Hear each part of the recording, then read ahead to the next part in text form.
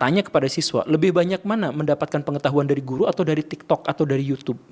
Mereka akan jawabnya lebih banyak dari YouTube, dari Google, ya kan? Mereka dapatnya itu. Artinya apa? Pendidikan kita sudah pindah ke era digital. Sekarang di sekolah, guru-guru masih ngomong ke siswanya, belajar kok dari Google.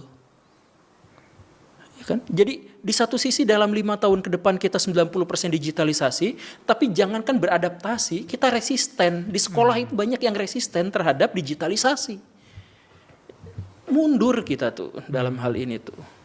Jadi mental kita mental yang agak tersendat, dan ketika kita misalkan berpikir soal pendidikan, lagi-lagi bukan hal yang relevan, tapi mikirnya itu adalah kurikulum nanti gantinya begini. Bukan kurikulum gantinya gimana. Sekarang era digitalisasi, gimana caranya menyatukan, mengkompromikan antara pendidikan formal dengan digitalisasi. Bisa nggak sih gitu? Kan gitu, bukan hanya perusahaan-perusahaan yang berjuang untuk menghadapi disrupsi dan kemudian mereka melakukan ini itu, ya bukan, please lah. Kita terbuka pada sesuatu yang aktual, yang sekarang update gitu. Bukan menjelaskan tentang sesuatu yang terjadi di masa lampau kemudian terhenti di situ hanya gara-gara itu didoktrinkan kepada kita gitu.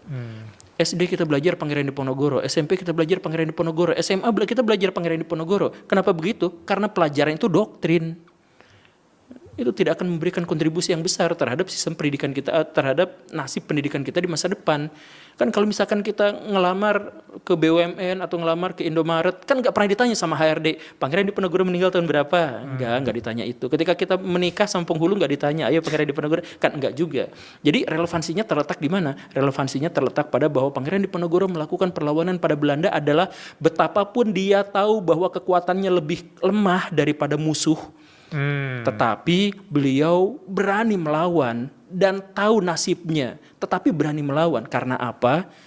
Karena ada perjuangan, ada ideologi yang harus dipertahankan, ada kekuatan yang harus dirawat.